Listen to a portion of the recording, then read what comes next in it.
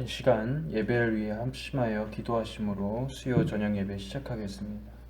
우리가 드리는 예배가 하나님께서 기쁘게 받으실 예배가 될 수 있도록 우리의 영혼의 무릎을 꿇어 하나님을 즐거이 예배할 수 있게 해달라고 함께 기도하겠습니다.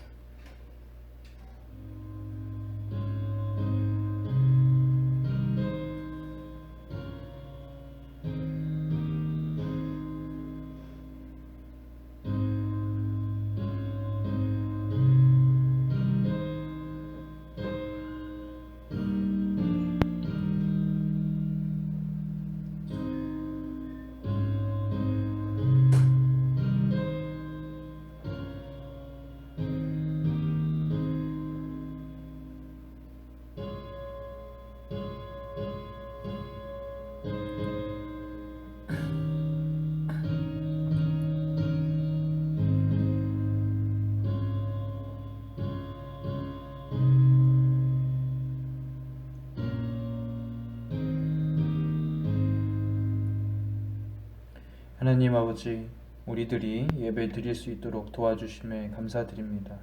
이 시간 우리가 드리는 예배가 하나님 아버지께 드려지는 예배가 되길 원하오니 우리의 예배를 신령과 진정으로 드릴 수 있도록 하나님께서 도와주시고 우리의 마음을 끝없이 붙잡아 주십시오.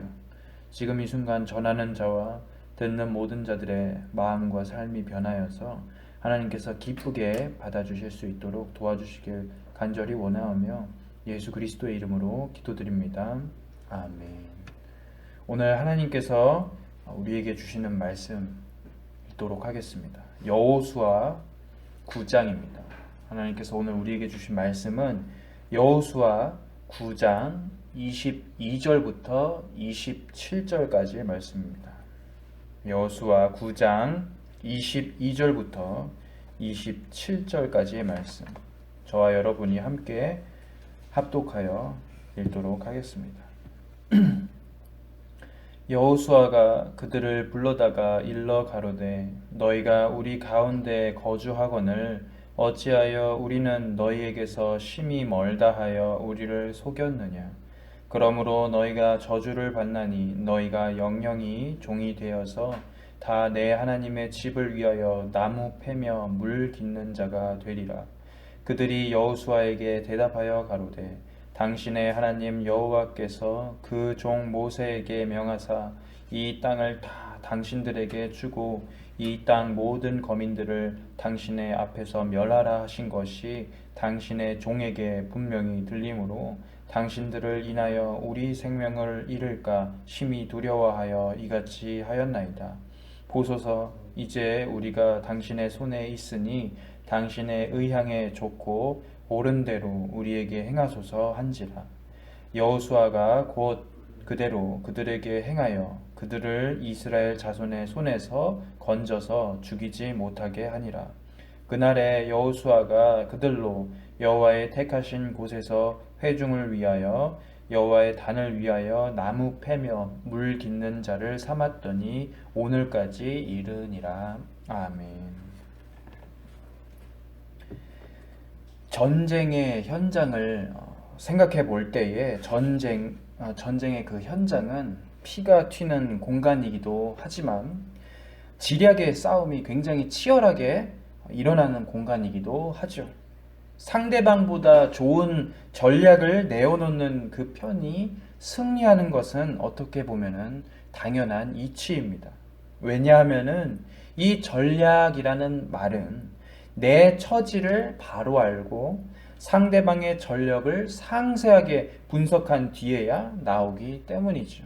그래서 나를 알고 적을 알면은 두려울 것이 없다는 지피지기 백전불태라는 유명한 말도 있습니다. 기브온성 주민들은 지금 이 순간에 모든 지혜를 다 짜내서 최고의 전략을 내어놓아야 하는 상황입니다. 그들은 지금 발등에 불이 떨어졌죠. 왜 그럴까요? 애굽에서 건너왔던 그 이스라엘 백성이 가나안에 가장 강력했던 왕국들을 하나하나 쳐부순 뒤에 이쪽으로 오고 있다는 소식이 들리기 때문이죠. 게다가 이스라엘 백성에게 전력을 보면은 기브온 쪽의 전력은 절망적입니다. 이스라엘은 싸울 수 있는 장정만 하더라도 자그마치 60만 명이며 아이성의 그 패배 외에는 싸움에서 져본 적이 없다고 합니다. 심지어 그들이 휩쓸고 지나간 그런 자리는 아무것도 남지 않았으니 지금 기브온뿐만이 아니라 가나안에 남아있는 모든 민족으로서는 굉장히 두려운 상황인 것이 당연한 것이죠. 기브온 주민들이 아무리 지혜를 짜보아도 소용이 또 없을 것입니다. 왜 그럴까요? 지금 이스라엘의 편에 누가 계시기 때문입니까? 이스라엘의 편에는 참 지혜자이신 하나님이 계시기 때문이죠. 즉 전략을 아무리 짜본들 소용이 없습니다. 그러나 그 가운데에서도 기브온 주민들은 포기하지 않고 꾀를 내어서 살 길을 도모합니다.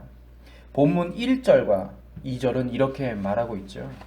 이 일 후에 요단 서쪽 산지와 평지와 레바논 앞 대해 연안에 있는 헷 사람과 아모리 사람과 가나안 사람과 브리스 사람과 히위 사람과 여부스 사람의 모든 왕들이 이 일을 듣고 2절입니다. 모여서 일심으로 여호수아와 이스라엘에 맞서서 싸우려 하더라. 사실 처음부터 기브온 성의 이 주민들은 이스라엘 백성에게 항복할 생각이 없었습니다. 어떻게 알 수 있을까요? 1절에 히위 사람이라는 기록 때문입니다. 기브온 사람들이 히위 족속입니다. 히위족은 당시 기브온을 비롯해 몇 개의 성에서 널리 분포되어 살고 있었습니다. 대표적인 성읍으로는 기브온, 그비라, 브에롯, 기랏 여아림이라는 이 성이 바로 히위족의 성이었죠. 히위족은 다른 가나안 민족과 똑같이 마찬가지로 한 마음을 품어서 여호수아와 이스라엘을 대적하려 했습니다. 그런데 그 가운데 갑자기 기브온 성의 사람들만 현실을 바로 보지요. 맞서 싸우면 결과가 어떻게 되는지를 여리고성 또 아이성의 그 함락의 사건을 통해서 떠올려 보았습니다.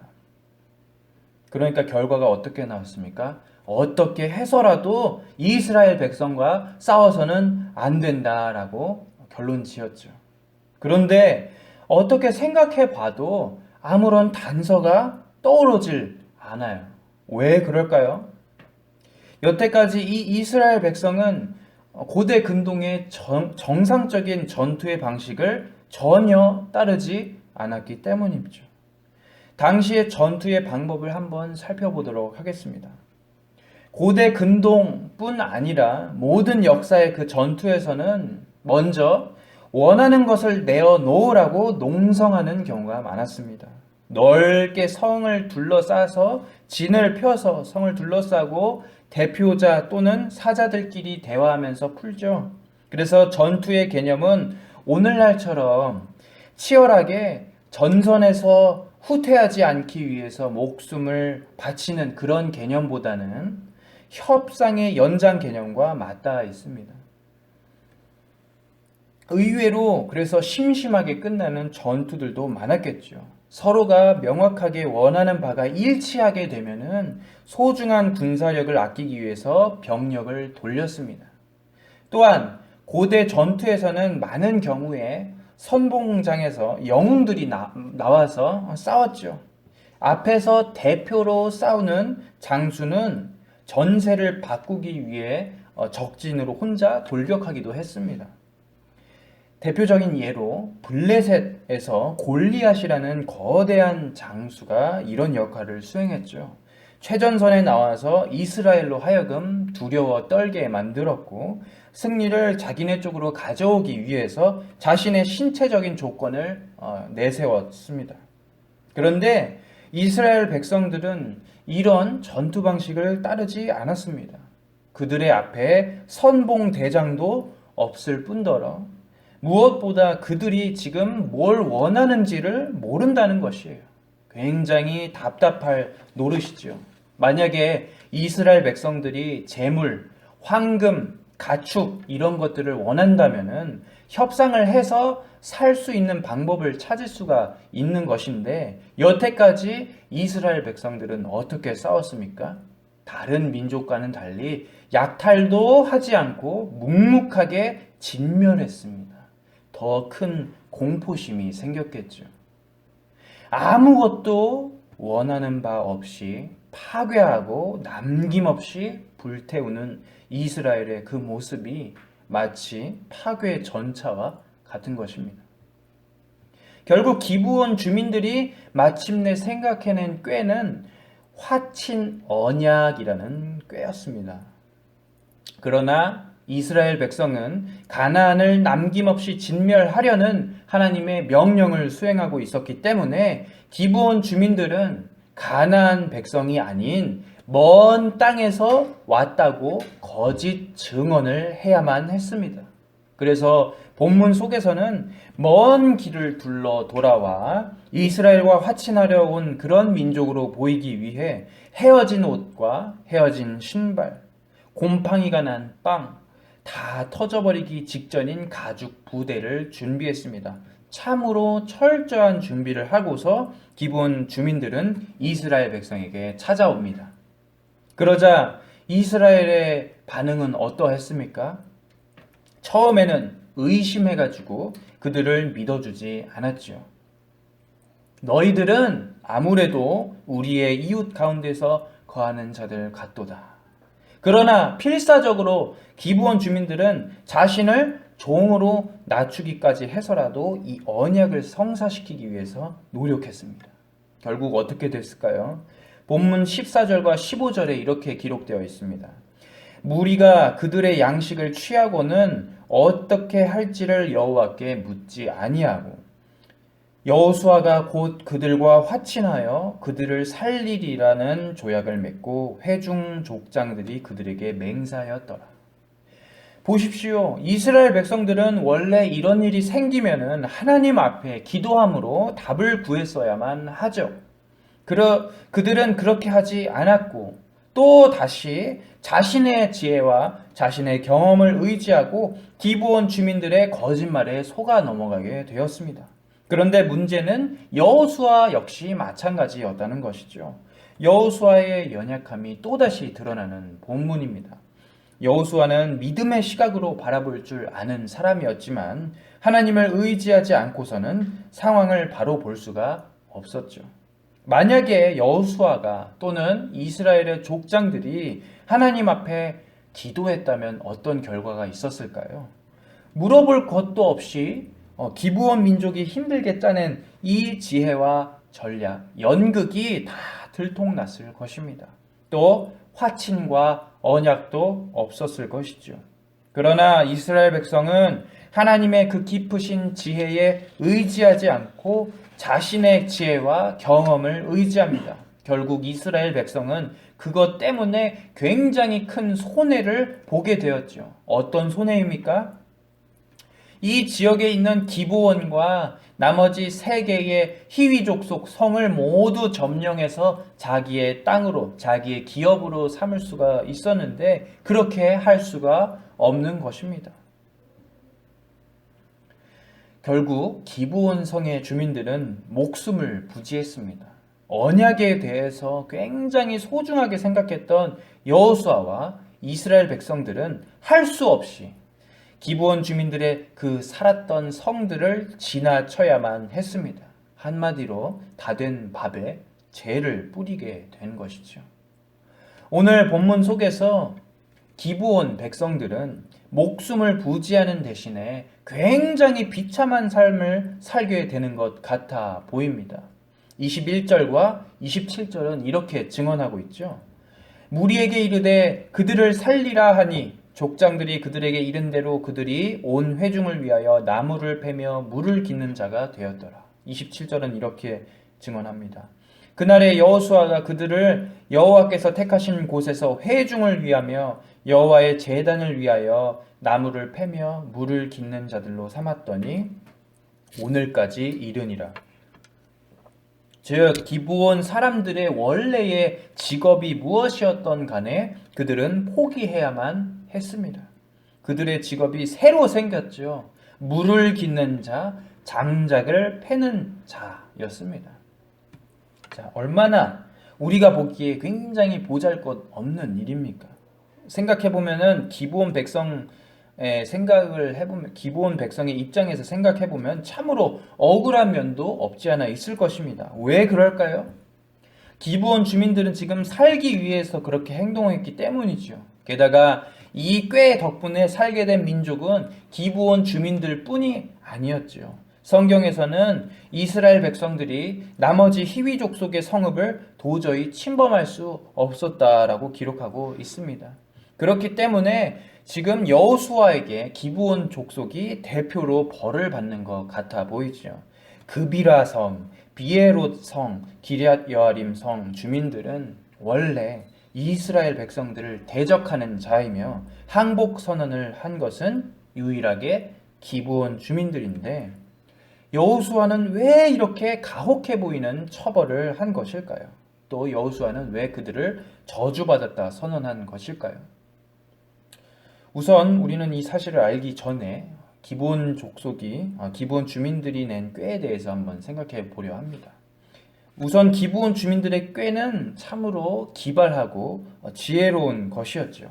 그들은 사실 다른 민족과는 다르게 영적인 눈이 조금이라도 떠져 있었습니다. 그래서 모든 가나안 민족들이 이스라엘 백성을 대적하자 심지어 같은 히위 족속이었던 그비라, 비에롯, 기럇 여아림이라는 그 주민들도 이스라엘 백성을 한 마음으로 치자라고 목소리를 모을 때에 기브온 성의 주민들은 다른 선택을 하지요. 지금 이 모습은 마치 여리고 성에서 유일하게 살아남았던 라합과 그의 가족의 이야기를 떠오르게 만드는 것입니다. 여리고 성에 잠입했던 정탐꾼들을 숨겨준 라합은 언약을 통해서 자신의 목숨과 가족의 목숨까지 구해내지요. 그러나 그 언약이 있기 전에 라합이라는 이 여인 역시 영적인 눈이 깨어 있었습니다. 온 여리고 성 주민들은 어떠했습니까? 그들은 영적인 시각이 감겨져서 완전히 맹인이 되어 있었지요. 그래서 성문을 꼭꼭 걸어 잠그고 버틸 때에 라합만이 다른 선택을 합니다. 하나님을 보면 마음이 물처럼 녹아버리기 때문에 하나님 앞에서 살기 위해서 발버둥을 치는 것이죠. 그런데 이것은 기브온 주민들도 마찬가지였겠죠. 그들은 있는 그대로 자신의 모든 전력을 다해서 부딪힙니다. 그 과정 속에서 자신들을 낮추는 일에도 신경 쓰지 않습니다. 하나님 앞에서 살기 위해서 발버둥을 치죠. 기브온 주민들이 이스라엘의 이 정복 전쟁의 성격을 굉장히 명확하게 깨달았기 때문에 이스라엘을 지금 속여서라도 거짓말을 해서라도 화친할 수밖에 없었을 것입니다. 이스라엘 백성은 어떻게 전쟁을 치렀습니까? 굉장히 묵묵하게 가나안을 진멸했죠. 이스라엘이 지나간 곳은 남김없이 파괴되었고 남녀노소 그리고 지위 고하를 떠나 공평하게 죽음을 맞이하도록 했습니다. 그들은 다른 민족과는 다르게 약탈하거나 성을 차지해서 재활용하지도 않고 성을 완전히 무너뜨렸습니다. 즉, 이 전쟁의 성격이 심판이라는 사실을 기브온 주민들은 알고 있었던 것이죠. 하나님은 원래 가나안 민족에게도 회개할 수 있는 충분한 기회와 시간을 주시는 분입니다. 그래서 심판하실 때에는 오랜 기간 인내하신 후에야 실행하십니다. 따라서 기브온 사람들은 임박하고 확실한 이 진노를 피해보고자 마지막으로 노력한 것이죠. 그러나 한편으로는 이 기브온 주민들이 낸 꾀는 굉장히 악한 것이라고 말할 수가 있습니다. 명백하게 이 기브온 주민들의 꾀는 속이기 위한 것이죠. 살기 위해서라도 거짓말하는 죄는 지어서는 안 되는 것입니다. 한번 라합의 예를 살펴보시길 바랍니다. 그녀는 자신이 어떤 하나님을 경험했는지를 고백하고 있지요. 자신의 마음을 사로잡은 것은 하나님이었다 말하면서 솔직하게 이스라엘의 두 정탐꾼에게 고백합니다. 반면에 기브온 주민들은 살기 위해서라면 자신을 종의 위치까지 낮출 수 있고 굴욕적인 일도 견뎌낼 수 있었지만 그들은 하나님의 이름을 멋대로 사용하고 하나님의 이름을 거짓말에 사용하였으니 사실상 이것은 굉장히 큰 중죄요, 죽음으로 다스려질 수 있는 악이었습니다. 하나님께서는 하나님의 이름을 망령되게 사용하지 말라고 분명히 이스라엘 백성에게 말씀하셨죠. 그러나 기브온 주민들은 오늘 본문 9절에서 이렇게 말합니다. 그들이 여호수아에게 대답하되 종들은 당신의 하나님 여호와의 이름으로 말미암아 심히 먼 나라에서 왔사오니 이는 우리가 그의 소문과 그의 애굽에서 행하신 모든 일을 들으며 당신의 하나님 여호와의 이름으로 말미암아 심히 먼 나라에서 왔다고 거짓 증언을 하고 있죠. 결국 오늘 본문에서 생사 여탈권을 쥐고 있는 이 여호수아로서는 사실 그 사람들을 마음대로 처벌해도 되었을 것입니다. 그러나 여호수아는 그렇게 하지 않죠. 그 이유는 지금 이 기브온 주민들의 꾀는 하나님의 언약과 깊게 연결되어 있기 때문이었습니다.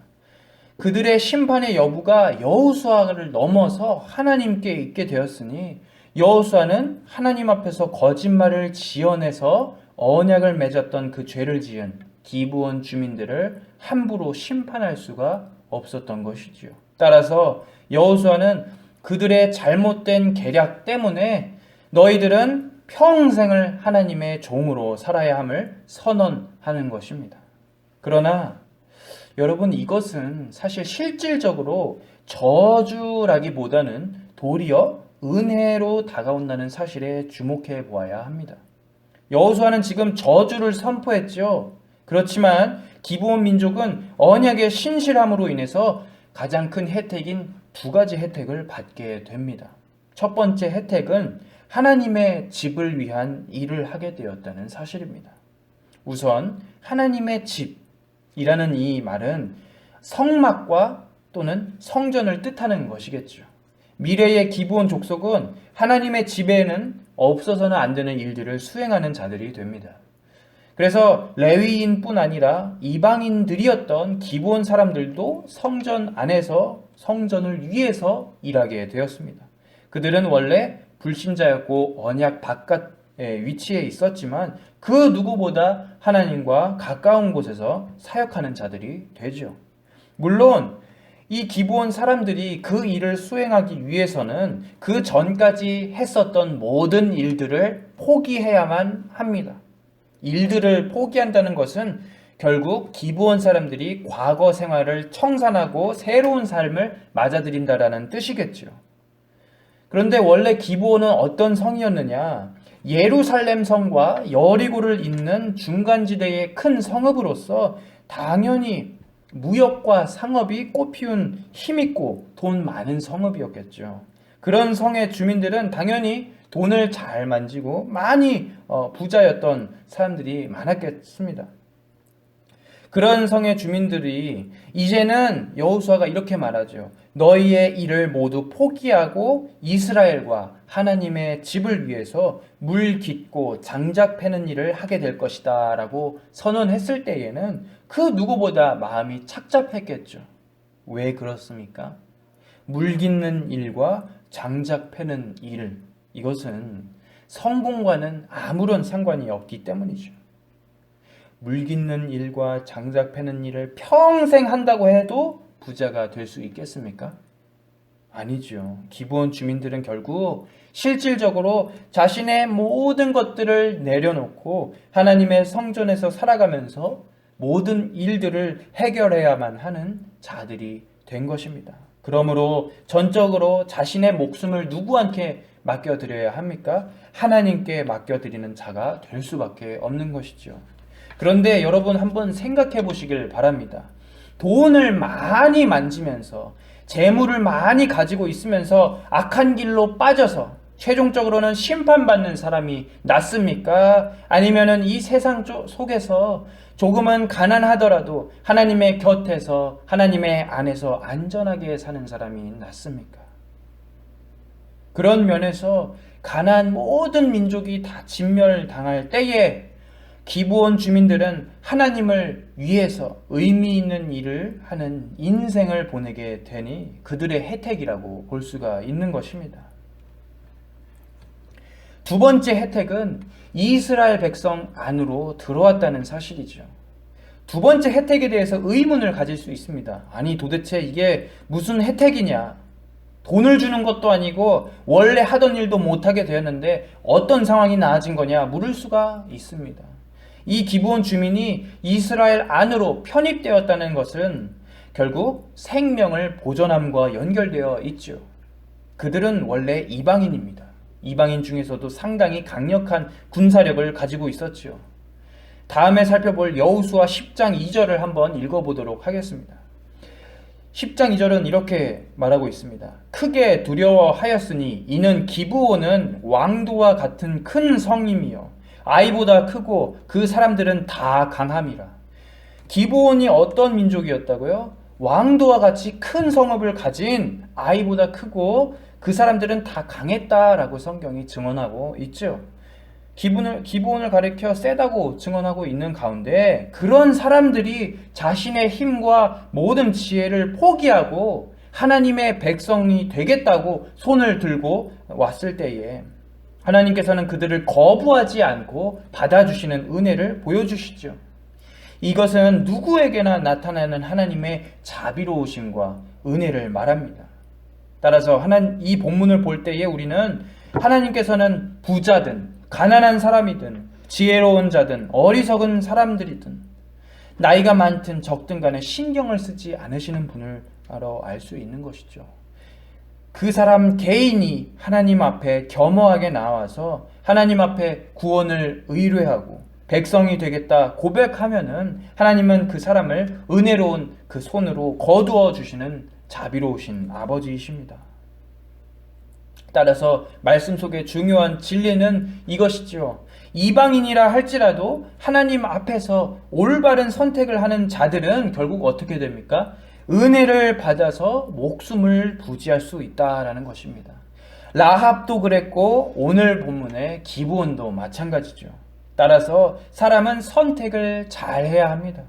만약에 기브온이 여리고 성과 아이성 주민처럼 자기의 힘을 그리고 자기의 능력을 믿는 잘못된 선택을 하는 자들이었다면 어떻게 되었을까요? 그들은 결국 똑같이 패망하고 흔적도 없이 사라졌을 것이죠. 그러나 그들은 자신을 낮추는 그 과정을 경험하면서 하나님 은혜를 잠잠히 바라는 자들이 되었습니다. 과거에 어떻게 살았습니까? 과거에 돈도 많고 힘도 셌던 그런 사람들이 살기 위해서 종을 자처하고 나무를 패고 물을 깃는 그런 일을 하게 된 것이에요. 이것은 인생에 있어서 실패입니까? 아니면 성공입니까? 세상 사람들은 실패라고 바라볼 수 있겠지만 성공이죠. 어떤 성공입니까? 바로 하나님을 선택한 성공이죠. 여러분, 이렇듯 성도라는 사람들은 기브온 주민들처럼 중요한 그런 선택의 때에 하나님을 선택하는 자들이어야만 합니다. 성경은 일관되게 이렇게 가르치죠. 너 하나님 선택할래? 아니면 너의 지혜와 너의 능력을 선택할래? 이런 식으로 성경이 물어봅니다. 그런데 그 결과가 다 성경에 기록되어 있습니다. 자신을 신용했던 교만한 자들은 결국 패배하고 쓰러집니다. 반면에 하나님을 선택했던 신앙인들은 어떻게 되었습니까? 처음에는 힘들고 어려울 수 있습니다. 기브온 주민들처럼 과거에 누렸던 영광을 포기해야만 하는 때가 오죠. 그러나 그들은 하나님의 언약으로 말미암아 목숨을 부지하게 됩니다. 이 세상 속에서 오히려 악인들보다 교만한 자들보다 굳건하게 서 있으며 하나님이 주시는 은혜로 의미 있는 여생을 보내게 됩니다. 결국 우리들은 오늘 기브온 주민들의 그 선택에 대해서 묵상할 때에 무엇을 배울 수 있습니까? 하나님을 아는 사람들은 어떤 선택을 해야 한다는 것입니까? 바로 하나님이 기뻐하실 만한 일을 선택해야 한다는 것이죠. 그러나 저는 무조건적으로 지금 기브온을 닮아야 한다라고 말씀을 드리는 것이 아닙니다. 분명히 오늘 말씀 속에서도 기브온 족속은 악하였고 거짓말 쳤으며 죄인들이지요. 그러나 그들은 반면에 영적으로 깨어 있었기 때문에 하나님의 은혜를 바라며 나아왔고 고개를 낮출 수 있는 겸허한 사람들이었기 때문에 하나님을 선택하는 옳은 결말로 나아갑니다. 여러분, 하나님을 선택한다는 것은 어떻게 보면은 추상적으로 들릴 수가 있겠죠. 하나님을 선택하라고는 하지만 어떤 선택을 해야 하는지를 실질적으로 가르치지 않기 때문입니다. 선택은 간단하죠. 생활 속에서 하나님이 기뻐하실 만한 일이 무엇인가 고민해보고 그런 일을 선택하는 것입니다. 오늘날 하나님과 세상의 그 경계가 굉장히 흐릿해 보이고 모든 것들이 다 그리스도인에게 허용된 것 같은 그런 경험을 할 때가 있습니다. 그러나 이것은 세상의 유혹이지요. 신앙인들에게 모든 것을 다 허용했다라고 말하면서 하나님 기뻐하지 않는 일들을 무의식적으로 하도록 시킵니다. 그러나 가장 간단한 것을 생각해 보면 좋겠습니다. 하나님은 어떤 일을 가장 기뻐하실까요? 여러분의 하루 속에서 어떤 일을 가장 기뻐하시고 즐거워하실까요? 기도하는 일, 말씀 읽는 일, 굉장히 기본적인 일을 하는 것이 하나님을 선택하는 일, 하나님을 기쁘시게 만드는 일이겠죠. 매일매일 기도하고 묵상하고 있다면 우리들은 정말 기특하게도 하나님을 매일 선택하는 자들일 것입니다. 그러나 만약에 우리가 핑계를 대서 시간이 없다, 귀찮다, 몸이 아프다 이런 식으로 그냥 누워서 잔다, 또 내 할 일을 한다고 하면은 우리들은 하나님을 선택할 수 있는 기회가 있음에도 불구하고 나의 편의를 선택한 것이니 하나님을 기쁘시게 만들었다 말할 수가 없는 것입니다. 따라서 우리는 어려울 것이 하나 없이 세상 속에서 가장 기본적인 일부터 잘 시작해야 하는 것이죠. 그렇다면 그리스도인의 기본이 뭘까요? 기도하고 말씀 읽고 교제하고 선한 말을 하며 남을 위해서 기도해주고 도와주고 선행을 하는 일이겠죠.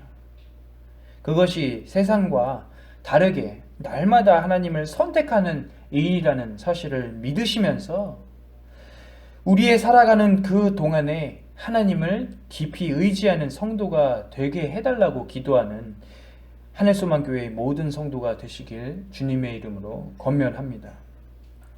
이 시간 우리 함께 기도하겠습니다. 오늘 본문 속에서는 기회를 얻었던 한 민족이 등장하죠. 원래 그들은 심판을 받아야 하는 민족이었습니다. 그러나 하나님 앞에서 두려워 떨 줄 알았고 하나님 앞에 복종하기로 마음을 먹었죠. 자신의 생업을 모두 포기하고 하나님의 전을 위해서 일해야 한다는 사실을 알면서도 그렇게 했던 기브온 주민들을 하나님께서 도대체 왜 받아주셨는지 묵상해 보기를 원합니다.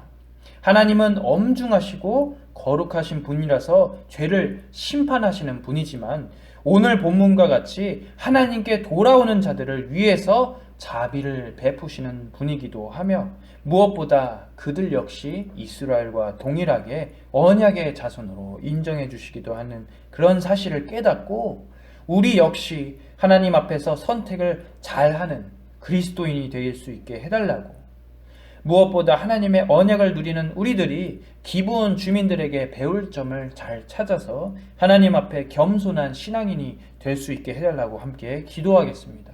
그리고 함께 세 가지 기도 제목을 놓고 기도합니다. 어버이날을 맞이하여 하나님의 은혜와 사랑을 깊이 묵상할 수 있도록, 두 번째는 교회가 운영하는 기관들을 돌보시며 그리스도의 빛을 낼 수 있도록, 마지막은 하늘소망교회 각 부서들의 회복과 재정비를 위해서 기도로 하늘소망교회 모든 모든 교인들이 준비되도록 함께 기도하겠습니다.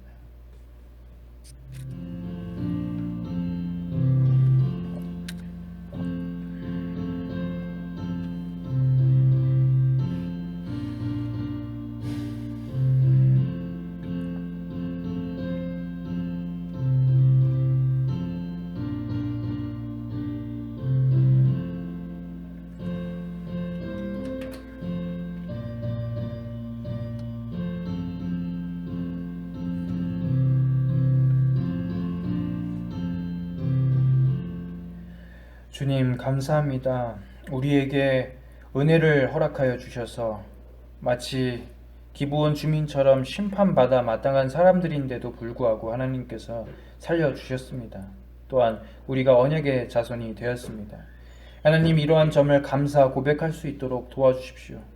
우리가 생활 속에서 매일매일의 순간마다 하나님을 선택하는 그리스도인이 되게 도와주십시오. 오늘 이스라엘에 실수가 있었습니다. 그들은 하나님을 선택하지 않고 자신의 지혜를 선택했습니다. 그래서 하나님이 주시는 그 땅을 온전히 누리지 못합니다.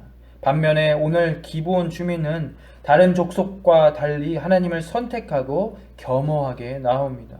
이 말씀 속에서 우리가 배워야 할 점을 깨닫게 도와주시고 매일의 삶이 세상 사람들 보기에는 볼품없어 보일지 몰라도 하나님께 인정받고 하나님 앞에 의미 있는 인생을 살 수 있도록 하나님께서 끊임없이 인도해 주십시오.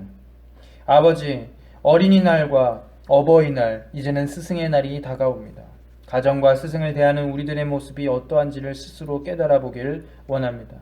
가정 내에서 스승에게 존경받을 만한 부모님과 스승님을 마땅히 존경하며 사랑해야 하는 우리의 자녀들을 사랑하는 일이 얼마나 어려운지요.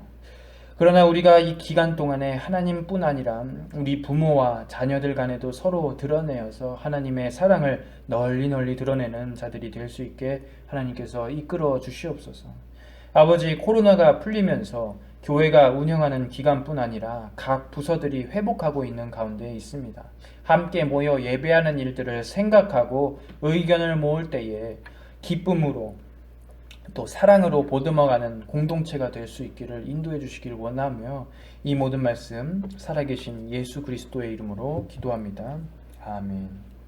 하늘에 계신 우리 아버지여, 이름이 거룩히 여김을 받으시오며 나라의 마옵시며 뜻이 하늘에서 이룬 것 같이 땅에서도 이루어지이다.